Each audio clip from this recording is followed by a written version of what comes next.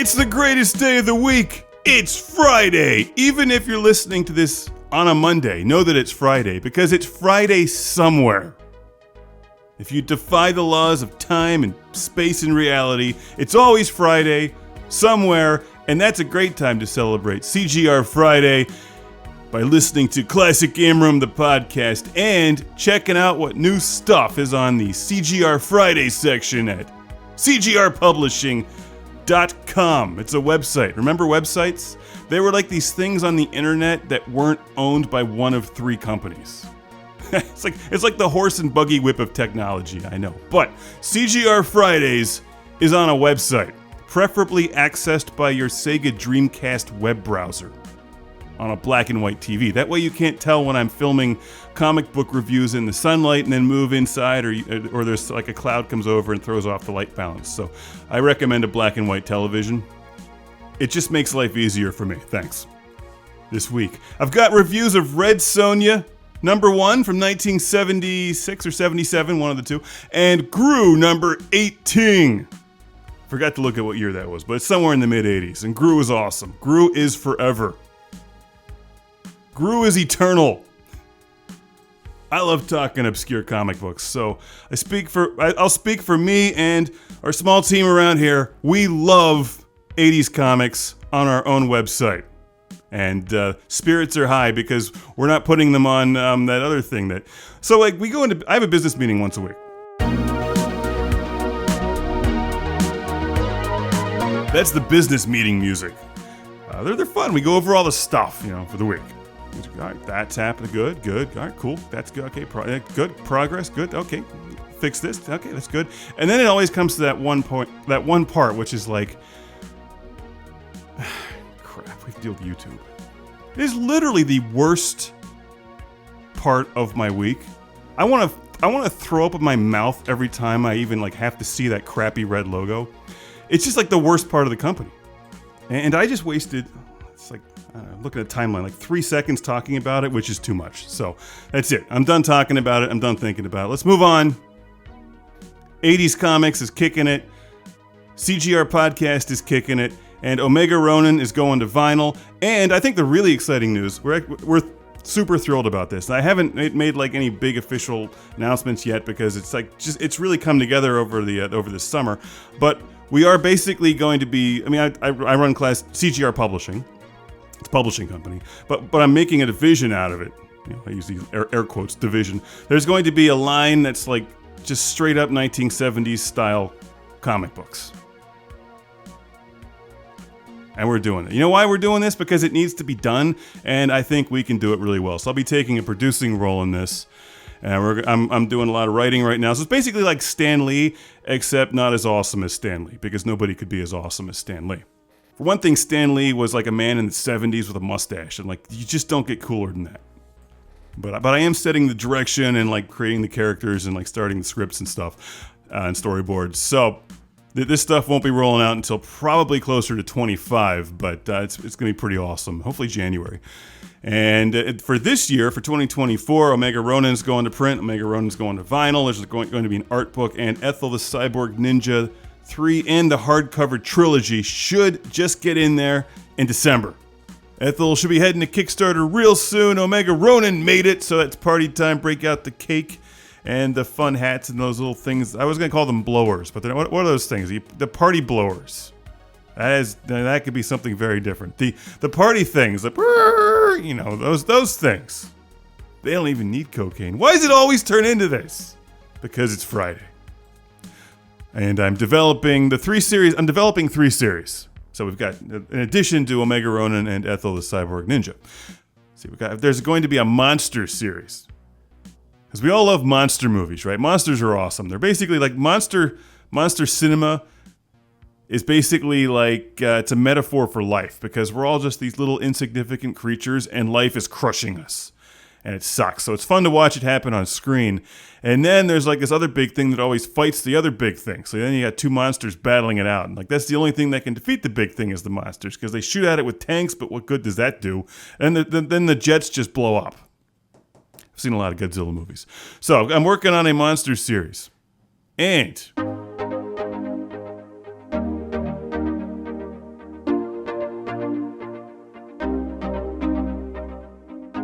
Barbarian series, which is basically going to be like Barbarella meets the Warlord meets Shogun Warriors. So I don't need to say any more because that's literally what it is. Maybe with roller skates. Everything needs more roller skates. And the other one, we're still juggling some ideas around here, but like horror or maybe like Archie or combined. I think Archie would have been way more awesome if in every issue Archie was eaten by something. And Betty and Veronica wore roller skates, which I think they did in every issue, which is the only reason anybody ever read that. But that's the only reason I ever read it. Anyway, moving on. This week is the first week that I've been back in the Omega Ronin studio, and first time I've been back in the studio making music in about 2 months. Took some time off to work on some print and business stuff. Had to get a lot of these things rolling, and I had to get back into drawing. Like getting back into music, I found was actually pretty easy. It's like editing. So like I could sit down and edit a video at any time with my eyes shut. Like I've been doing it for so long. The music is a little trickier, but once I start to get a bass line together, which is usually how I start a song, like the rest of the song just kind of builds around it. And I'm building the next Omega Ronin album as a soundtrack for the first issue of the Omega Ronin graphic novel series. And I'm finding it's a great way to write music. So I'm really excited about it because I love soundtrack work, and I grew up watching movies and TV and stuff. So like I love soundtracks, and I can, even if it's just a still picture, in my mind I'm still like hearing music and stuff. So it's a fun way to write the next album. And I put together one song, and you know what? Before I get into some of the other stuff here, I'm gonna play you. I shot this video as one of the promos for the Kickstarter that was up, but I think it'll get you into like the vibe, and you can hear like the rough draft through a cell phone of the beginnings of this next track, which should be the first song on the upcoming Omega Ronin album going to vinyl. In space, everyone can hear you rock out to Omega Ronin. This is the first song on the next Omega Ronin album. It's actually the first time I've ever created an album from start to finish, like in order. Normally I just make a bunch of songs and then order them later, but this time I'm actually making it to match the flow of the book, which is in development. It's over here. It's got a ways to go, but as you can see, this has come a long way in the last couple weeks, and totally enjoying the process. Can you still hear me?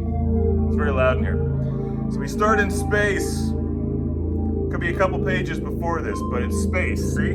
Space. Spaceships. Lasers. There'll be explosions here. And the music is supposed to amplify the experience. For you, the reader and listener. There'll be stuff going on here. There's a bass line kicking in there. Drums, sequence. These are both drones. That's the back and forth. You can't really hear it, but synthesizer. These are the toms.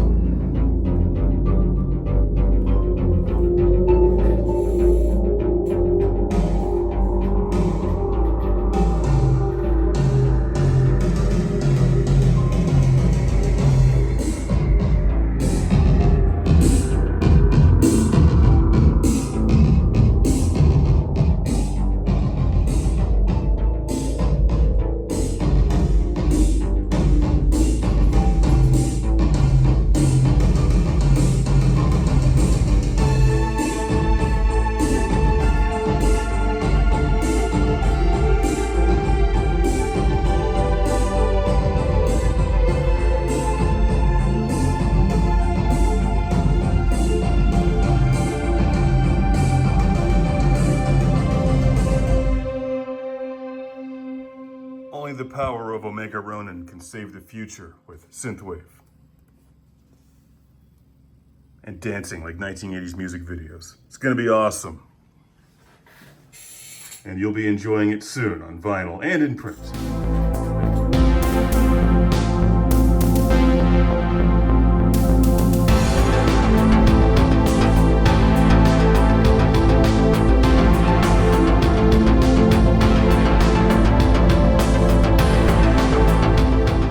first track on the album is very Omega Ronin-ish for sure to get you into it, but the next ones aren't really quite the same. I'm trying to like use different gear for different parts of the book and like very different sounds for different scenes in the book. And you figure vinyl's like 44 minutes, so that allows me to just break it up into songs which actually match the pacing in the book. So it's a fun way to write. And then each of the characters is going to kind of get their own theme song. You know how Leia's got Leia's theme, and Crockett's theme is, well, just awesome. So there's going to be like a theme for each of the characters, I think, and then that's going to kind of carry through on the songs. It's something I'm working on, and it's good fun. And of course, it's great to see that it's already it's going to print, like it's happening. So it's pretty cool. Hopefully in a couple weeks we'll be done with it. Get the albums made. The book's going to be in production all the way through November, and these things will be released in November, early December, so you can look forward to an Omega Ronin special holiday season as the Earth is falling into the sun. And hope maybe Ethel and Edit Station 1 and the Cosmic Death Brick can save us all. Also in December, and that one will come along because most of the work is done on Ethel issue 3, except I've been working on it for like 4 years, but I haven't been able to dedicate like a lot of time on it until more recently when I just said, well, I'm going to finish it. And then it's going to go to Kickstarter, which obviously helps with production time and printing costs. So let's wrap it up. The third Ethel book is a trip, and it'll be really nice as like an enlarged hardcover edition. And I'm not sure if I'm going to do a soundtrack for that one. Probably not vinyl at least, but maybe. You never know. So that's a maybe. I might do a soundtrack for it because I guess if I really like the writing process, I may just continue that for all of our books. It's a maybe. It does give me an excuse to try different things that I wouldn't otherwise try. Because normally when I write music, it's just like, here's a cool bass line. Let's just see what happens. And if I'm writing it for with this book in mind or something, it's like, all right, well, there's this scene where they're like walking down a hallway and then they shoot up a bunch of robots. Like that gives me a direction. In addition to a bass line, there's like things going on. Like, what do the robots sound like?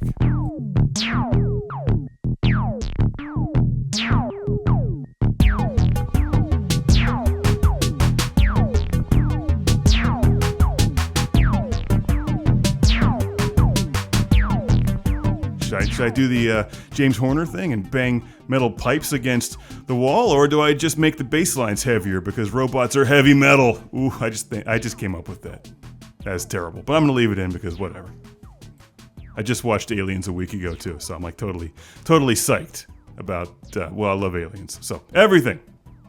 Well, not everything. We had to talk about that company with the crappy red logo earlier, so not doing any more work with them. But that puts me in a good mood to say that. So, CGR Friday.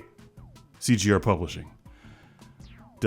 I've been filming the Omega Ronin documentary in the background as well as I've been making the book and the album. I said I was going to document the process for the year. So I'm going to play you some of that instead of just talking your ear off here about Betty and Veronica and aliens and nonsense. Not that there's anything wrong with that. Actually, there is. I was going to say, wouldn't it be funny if Archie fought like the aliens? But Archie did battle Predator, and it's awesome, and that's a real thing. I'm not making that up. Look that one up if you think it sounds cool, because it is. Archie versus the Predator. It's really good. Somebody out there is almost as screwed up as I am, but not quite. So I walked into the studio, I guess just a couple days ago. It was Monday, I think. I said I was going to start the week by getting back into the studio and getting the album moving. Because I need to get the album moving along because it takes a while to get the vinyl pressed. And, of course, it takes a little while to make an album as well. So, starting, that's the first song I made, you heard it, and in production. I'm pretty happy with that as a lead-off song, at least the framework. There's a lot of details that have to take place to finish it. But the next one is kind of in my head. I'm going to be working on that tomorrow.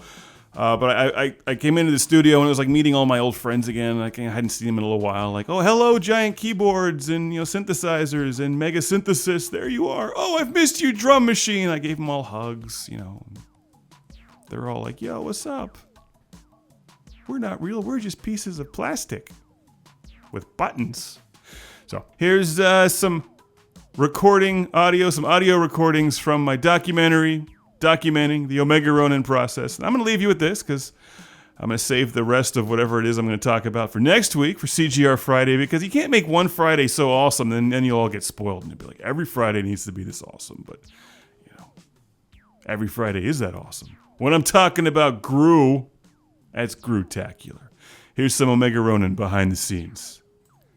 Oh, before I leave you, make sure to subscribe at cgrpublishing.com/subscribe.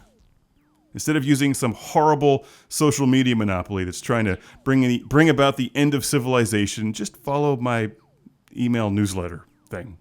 I'm not trying to bring down the end of civilization. If anything, I'm trying to save it with monsters and cyborg ninjas and,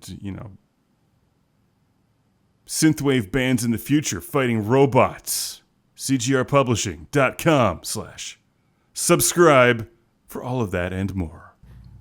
Mid-July, future year, 2024. The world's falling apart, but there's still music to make for Omega Ronin. So let's get back into the studio for the first time in about 2 months. Everything is right where I left it. There we go. Nice to see you again, old friend. Took a few months off of music producing to focus on print. Had to get these books off the ground, multiple books actually, starting with Omega Ronin. And I haven't written a song in a while, so I guess I'm starting from complete scratch here on the next album. I'd like to write the songs in order, in the flow of the book. Let's take a look at the opening shot and see which one of these keyboards is going to do the job, because I don't know yet. Book is right now, and as you can see, it's still got a ways to go, but it's come a long way in the last couple weeks. And we just started doing some finished artwork, or nearly finished artwork, and it opens up, surprise, surprise, in space, like all my stuff. And that means the music has to capture this atmosphere, has to amplify this experience. And I don't have anything in my mind specifically, except that I know I want to open with like kind of a big eerie space kind of thing, drones, classic 70s sci-fi style. And that makes me think I'm gonna go for the Matriarch or the Roland Gaia 2 or some combination of those two keyboards, because that's what they're really good at, is drones and just atmospheric sounds and soundscaping and stuff. So figuring that there's gonna be, a good space intro here before we start to get into some of the plot and the mayhem. I'm going to start to craft the first song of the new Omega Ronin album. So let's visit all the keyboards though in order. Let's see what we got around here. Somewhere on this album, the tone bank is getting used.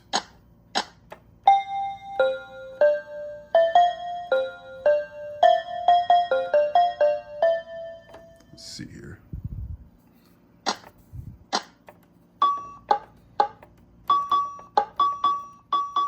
Nope. So here we are over at the Matriarch. This is the first keyboard I bought, actually, back when I was doing the Turbo Volcano experiment, and it's the hardest one to use, so figure I would just dive into the deep end with both feet, and it just takes a long time to get a sound going with this thing. So I suspect that's what I'm going to start with here, but currently I have it doing some bass work.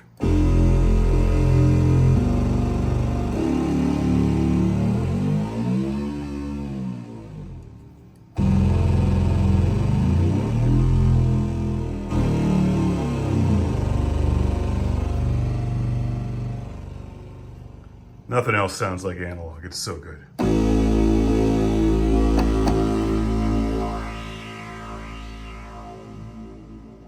See, now I'm just totally distracted by the Casio.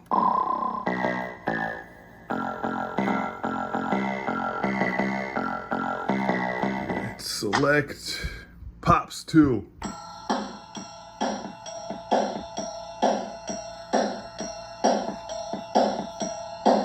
I could open the book like Spaceballs. Now, I would have to license some Bon Jovi for that, but it might be worth it. Here we are over at the Gaia 2, and these are a lot of settings that I've, created over the past year or so. In fact, Space Maze 9000. should know that from the song. This thing is great for soundscaping. It's just a really wild keyboard. Dink, dink. Dink, dink, dink. Let's see, Space War, you should know that one. Let's see what else we got in here. Robovirus, Punisher of Love, Space Drunk.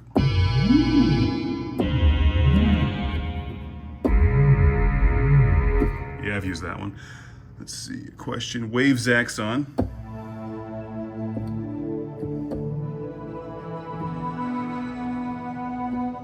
So these are a lot of the presets I'd make when I just hanging out in my easy chair at night. At the moment, my easy chair time is spent drawing, so it's hard to do two things at the same time. It's Nuke Tone. Ooh, Casio. I should have my sequence in here. Hang on, let's see if I got this.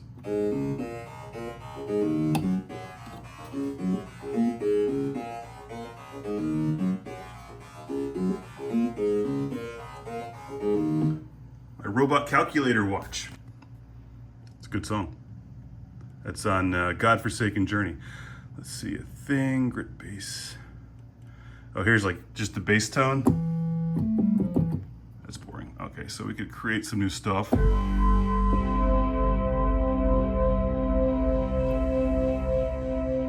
Or go with something that I made and just haven't used yet.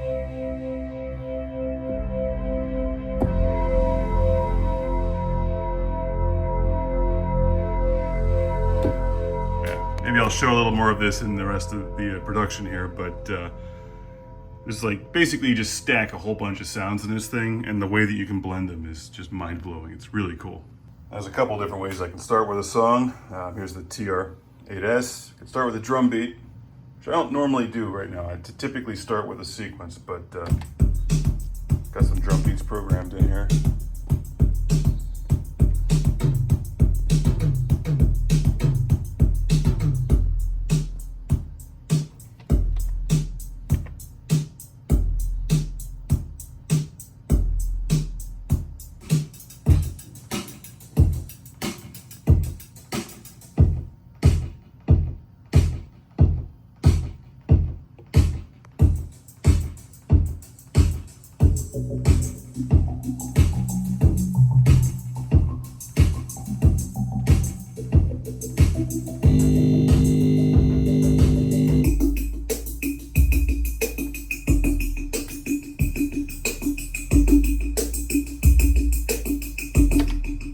That's a good beat, but not at all what I'm looking for. Probably gonna start with the drone and then go into a sequence and then add the drums. If I start with the drums first, the song tends to have a very different quality, especially if it sounds like El Camino Forever.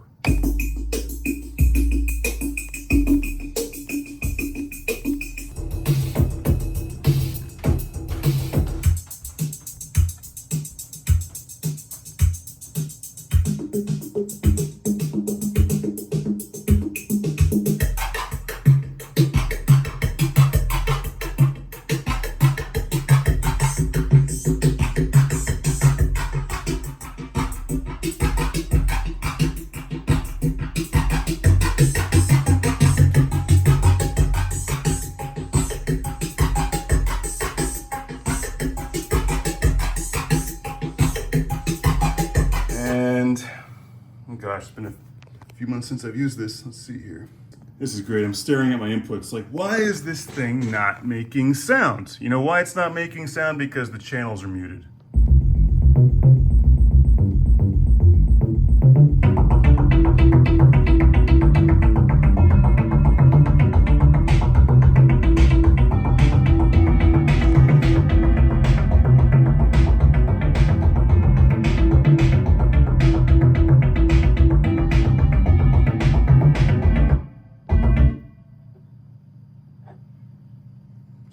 Let's go to, I forget what patterns are what. Oh my God. I shouldn't have taken so long away. I start to forget things. Let's see here. What pattern's what? Pattern. Let me select the pattern. There we go. All right. Forget what pattern's what.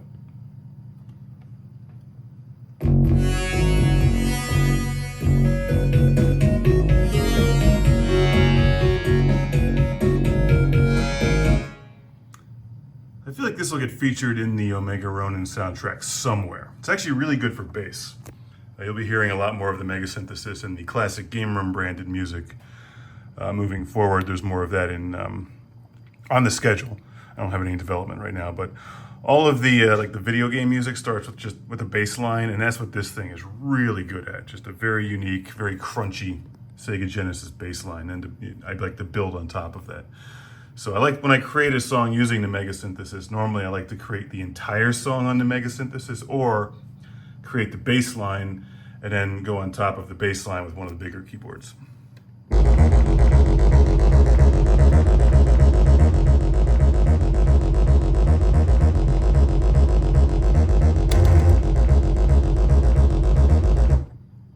Great bass.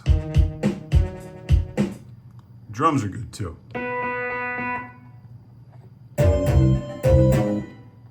A lot of unused stuff in here that you can hear.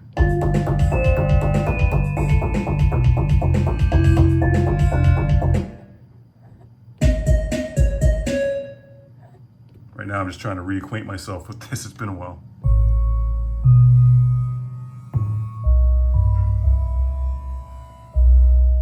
See, that's actually a really cool sound right there. Forgot I made a lot of this. I don't think that's been used yet. That's fair game. 713, remember that one.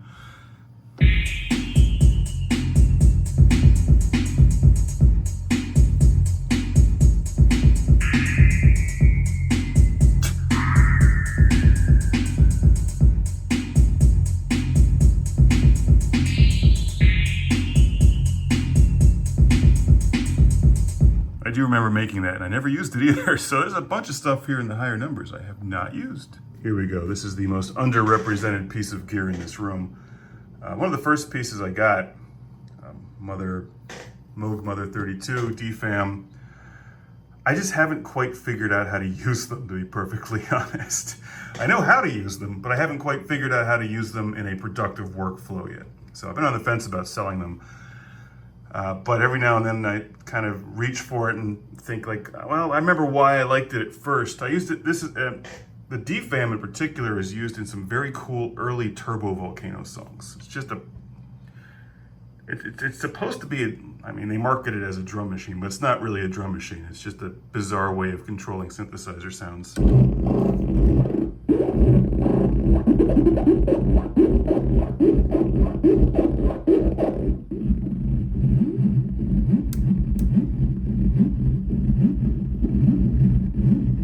Takes a little while to dial in here.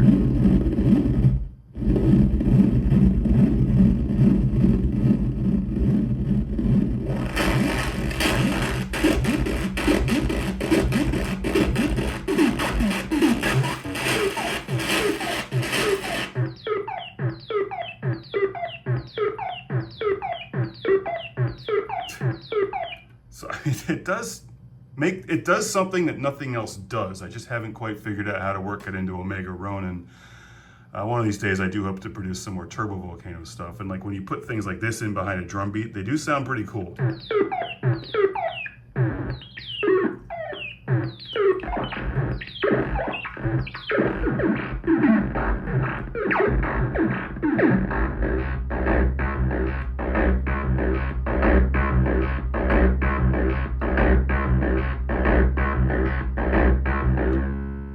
Actually, that sounds pretty cool. Now, the good thing about this is I can leave this alone for like the next million years and come back to it, and it's going to make that exact same sound, as long as nobody messes with the knobs.